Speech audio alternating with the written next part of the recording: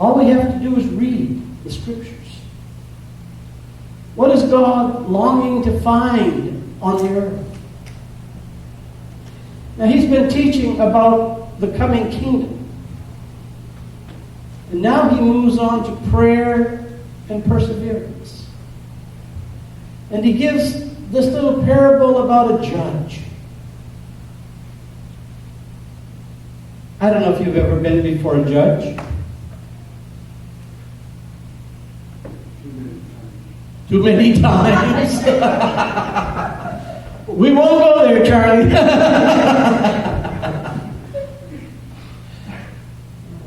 But judges in Israel were important. Moses in Exodus chapter 18 selects men, honorable men, honest men, to judge. Now everybody's coming to Moses with his problems, and his father-in-law says, "Hey, Moses, it's just too much. You gotta, you take the hard cases, but these simple little things, these simple cases." Now we don't know what they were, but they were things that needed to be decided. A mediator, a guide. In 2 Chronicles, Jehoshaphat is said, he appointed judges in the land, in each of the fortified cities of Judah. He told them, "Consider carefully what you do, because you are not judging for mere mortals, but for the Lord, who is with you whenever you give a verdict. Now let the fear of the Lord be upon you. Judge carefully.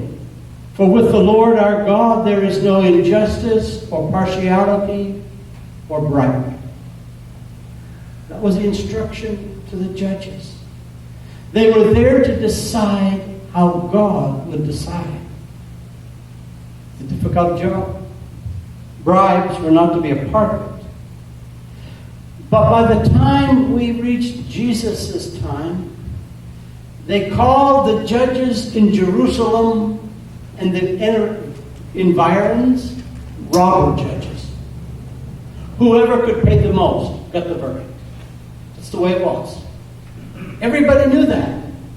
Didn't matter if you were right or wrong. If you gave the judge more money than your other person, you won. And we have this widow.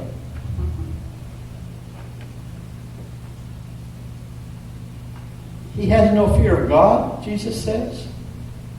No fear of men. Now, I'm not sure how judges got appointed back then. I should have looked that up. I didn't. I apologize. But he does not care about it. He doesn't care about what God thinks. He doesn't care about what men thinks. He doesn't care about Isaiah 1:17. Listen to what Isaiah says. "Learn to do right. Seek justice. Defend the oppressed. Take up the cause of the fatherless. Plead the case of the widow." Now, this poor woman has no rights. Apparently, she has no family. Women could not go to court. Sorry, guys. We're terrible sometimes. But women were not allowed to go to court. You took your brother, your husband, or whatever went to court for you. But she has nobody to go to court for her. Nobody to plead her case. She is helpless. Literally. No one is doing anything to help her. And so what does she do? How is she going to get justice? And apparently her case is right. The judge admits that, yeah, she's right. This poor widow, she's got a case. It's right. But she can't afford to pay me. And therefore, I'm not going to decide for her. And so every time he's out in public, there's this poor woman saying, "I want justice, you corrupt old man." I mean, she's everywhere. People would understand that. He can't go out to eat without her there. She's standing outside the courtroom when he's hearing cases. Maybe she's standing outside his home. Of course, there's no glass or windows. No glass in the windows. So all of the time, in fact, one of the Arabic translations says, "She gives me a constant headache." And finally he says, "All right, to shut up, to shut you up, I'm going to grant you your wish." That's it.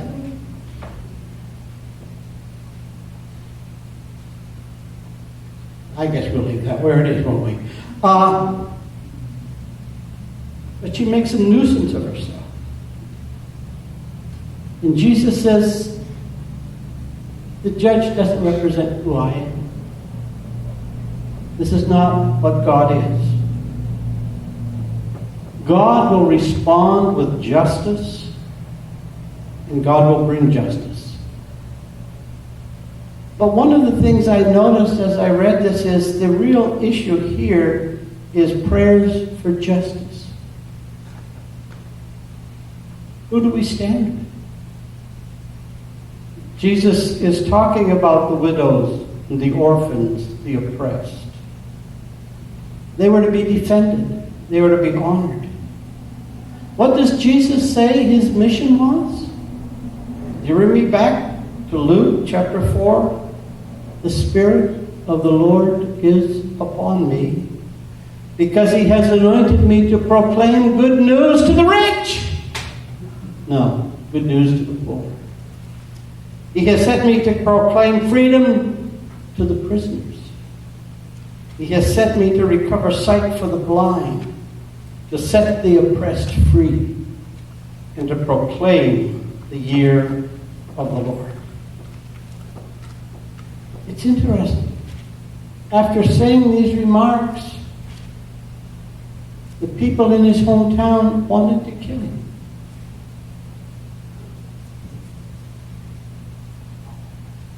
The people in his hometown wanted to kill him.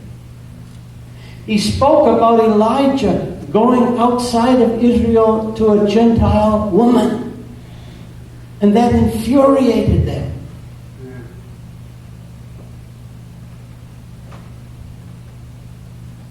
They could not see, they could not envision God's concern for the whole world. You know, a few weeks ago we sang, he's got the whole world in his hands. God's concern is for the whole world, not just for us. And Jesus says, when God comes, will he find faith on earth? Will he find this kind of faith that seeks justice for all? A faith that changes lives. A faith that gives freedom. A faith that opens doors rather than closing them. A faith that stands with those who are oppressed, hungry, naked. The orphans, the widows. A faith that goes the extra mile and turns the other cheek. A faith that forgives and moves life forward.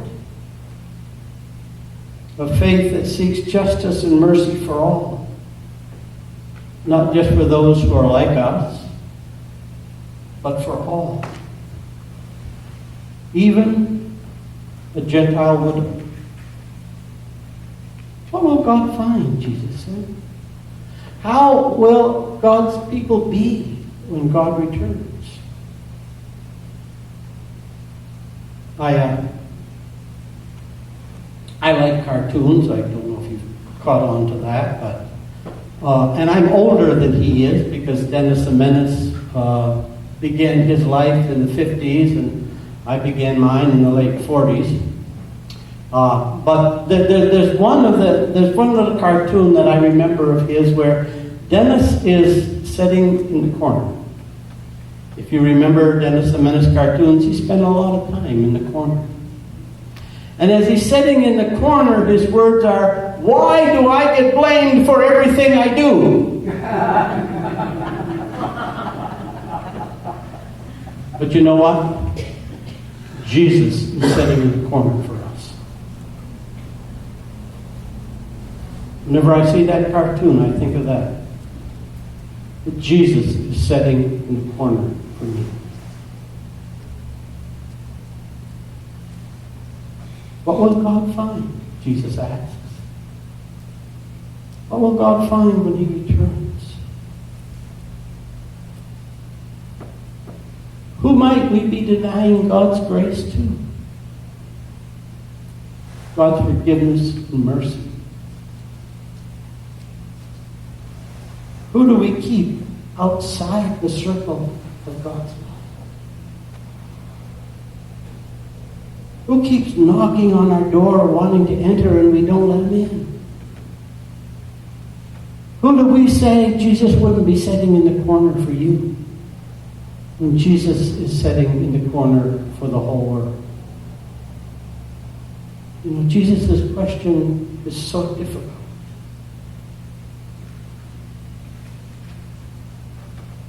Who? What faith will God find in us? Shall we pray?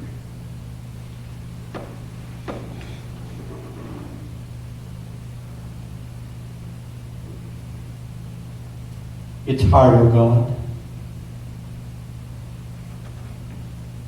We strive to be like you, but it's hard. Open our eyes again each day to the fact that your love surrounds the whole world. You long for justice and equality. You long that the hungry be fed, the naked be clothed. You long for peace. Because you sent the Prince of Peace to sit in the corner for us.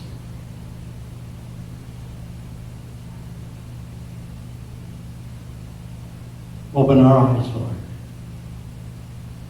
Open our hearts as your heart was open to us. Through Christ our Lord. Amen. And our hymn is Search Me, O God, 385.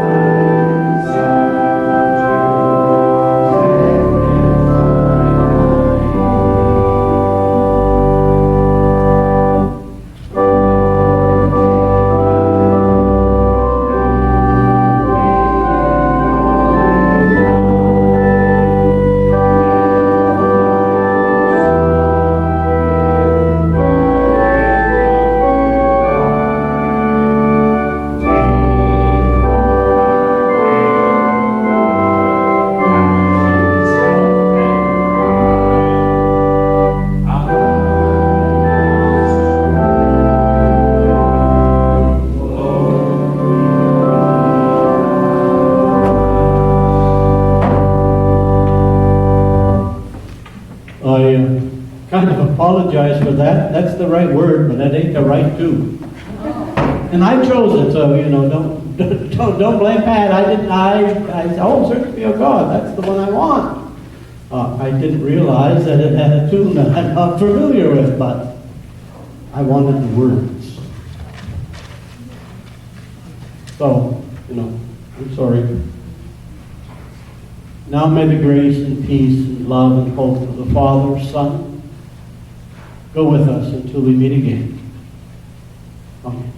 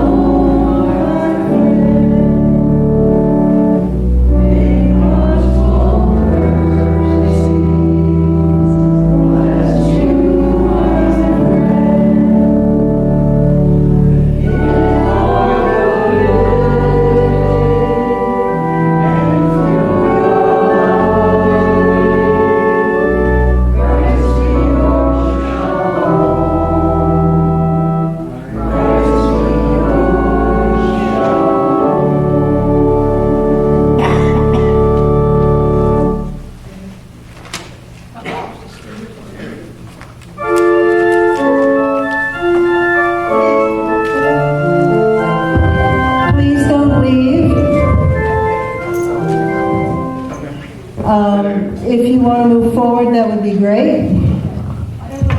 We need to make a decision, and we don't want anyone to leave. Cindy and Kathy are coming right back upstairs, they told me. And Joan, too.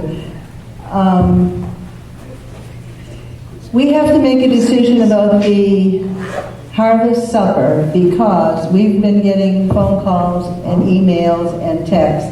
And Ben, if you could use, Dennis is going back, could you pass the microphone when we need it? There are so many people out with COVID. We don't know if they're going to be better by the time we plan the harvest supper, plan to have it. And we want everyone to have a decision, a voice in the decision. We don't want just a couple of people to make that decision. So we want everyone to say how they feel, what you think. There are several options on the table. I can think of 3 that were given to me, but I would like to hear from you before I mention what those options are, because I don't want to give you the options. I want you to tell me or to tell us. So we want you to have a voice in this decision. So, how do you feel?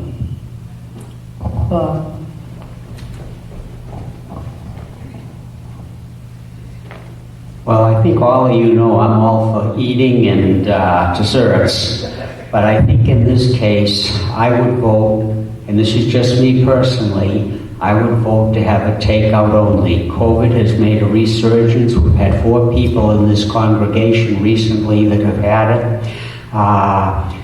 First of all, I'm not sure that we have enough people. I know that it was pointed out to me this morning that we do it, serving style, even if we do have sit down.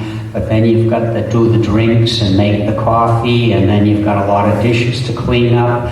And I think we're going to be very hard pressed to have enough people to actually do it. I know Pat has had COVID for about 3.5 weeks now, and I think she's getting better, and she said she would not come for fear of getting reinfected, and I had it too. It didn't bother me at all, but I did have it. You've had 2 other people that I know have had it, and you're bringing in people, and I'm not trying to say this the wrong way, but just people that we know each other, and you're bringing in people that are unscreened, let's put it that way, and you're eating in your very close proximity to them. There's going to be other people there, and I just think it would be a mistake to have a sit-down dinner at this point. Those are just my thoughts, so I just wanted to offer them, and I know Pat does feel the same way. And I think it went well when we had the takeout last year. I don't think that's the most desirable on ordinary circumstances, but I don't think these are necessarily ordinary circumstances. Thank you very much for listening to me.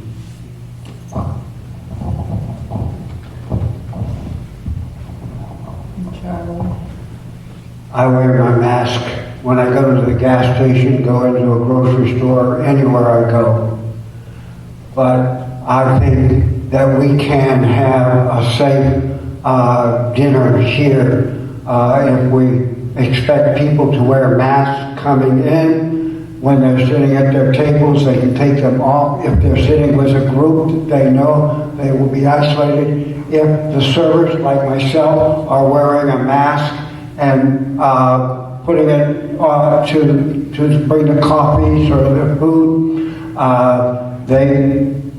that should be a safe way. I would feel comfortable, and I'm absolutely petrified of getting the COVID, and I won't get my booster until next Wednesday.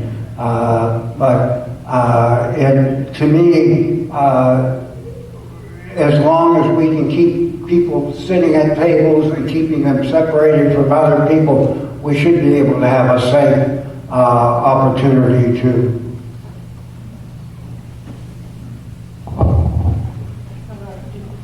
Karen? Hi.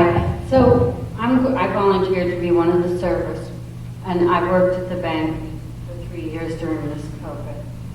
And I think people need to be with people. The COVID numbers are really not that high in this area right now. And I think if the older people want to wear masks, they're wise enough to do that when they come here. And if you think they feel more comfortable with us wearing masks as a server, I would be happy to do that.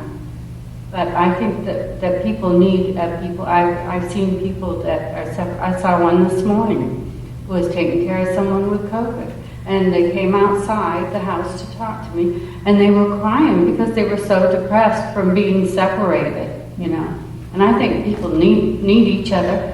And I'll be honest with you, and I don't say this lightly, but if I should catch COVID and die, and I'm doing something I feel is in service of God, that's my way to go.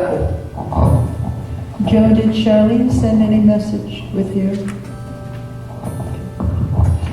I kind of agree with Bob because I like to sit down type meal, but I know I'd be wanting to work at this, but I'm unable to that particular day because I have to go pick up people at the airport in Manchester.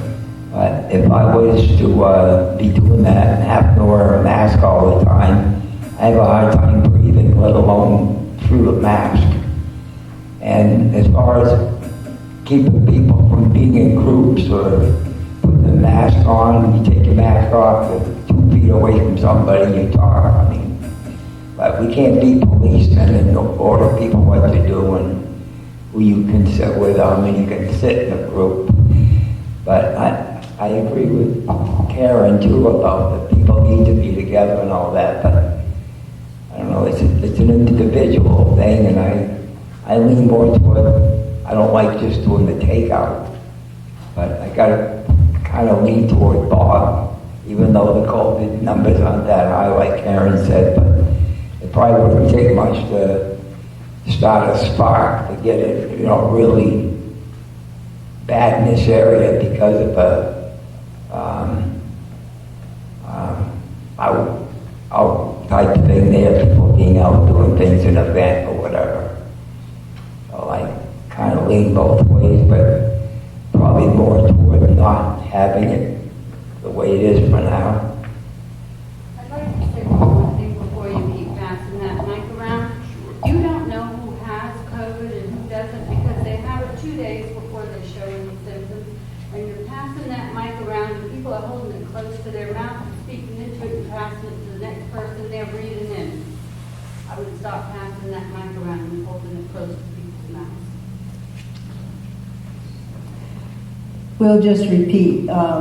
Give a mic to you and one to Dennis, and we can repeat questions then. unless somebody, you know, and they can, if you choose to use the microphone, no problem. If you don't, Ben or Dennis can repeat the question or statement. Joan, did you have any? Where are the disinfecting wipes? They're down by the front door. By the front door, please. Cindy's going to get them. That is a point. I can say something. I probably can speak loud enough for everybody. If you can't hear me, let me know. To me, whichever way you guys decide is fine with me. I do know just takeout is actually easier. As far as having enough people, I think we probably will. We can be afraid of it, but we don't have to be afraid of it. And I think at this point, too, I agree with Karen. I also look at the fact that, yeah, some of us could come down with it, but if we all wear masks, most of us really won't be that in contact with anybody for any length of time. And if other people don't care and they want to come sit down, that's their business. And because we've got both options. So, I mean, like for me, I don't want to say, yes, we should do this, or no, we should do that, because it doesn't make any difference. But if some of you are that concerned, we want to know, and, you know, and consider both sides. Okay? I mean, I don't like to be like, just but it doesn't really make a difference. You're sitting on the fence. I'm sitting on the fence because I really don't care. I have to do this type of factor, just a practical concern. She said she's on the fence where she thinks there's pluses on both sides of having sit down and take out, or just take out, Well, basically. yeah. Edna? Yeah, I just think that the other factor to consider is, you know, we don't know how many well people we're going to have to do this, and I know there's going to be a little burden on the church between harvest supper and then Ray's reception after the funeral and everything. So I've been concerned for you guys having to do both, and you know, maybe it would be easier to do takeout. I hate that in a way, because the idea is to reach out and be part of the community and make them feel welcome, make them feel like, you know, maybe I could come over to the church sometime for service. So that was, I mean, that to me is a real mission of the harvest supper. So I'm a little on the fence too, but it may be that it would be easier for the church group to do, as you said, to do the harvest supper as a takeout. So I'm with whatever you guys want to do. Some people are not lucky, they keep getting COVID again. Me, I've been exposed so many times as a nurse, and in my family, I've been sitting in the back seat with my daughter in the car for 2 or 3 hours at a time and not gotten it, and she came down with it. So, so far, the good Lord's kept me from COVID, but I know some people have had a terrible struggle with it. So, I guess I'm with you either way, but I'm thinking for this year, maybe it might be better to think about doing a prepared meal that they take out. Those are my thoughts. Mary, do you have anything you want to add? And Cindy, can you wipe the mic off, please? The clean one between each person. Of course, Mary has a... Oh, Mary, no? No, I didn't really have anything to say. I mean, everything that's been said is, you know, very points well taken. It's hard to make a decision. I know myself, I don't want to be spreading anything, and like you said, sometimes you just don't know. I don't really have much to say. I mean, this is something that, you know, you folks want to make a decision, and you know, I guess I'm sort of leaning with them that it may be a lot easier for you folks to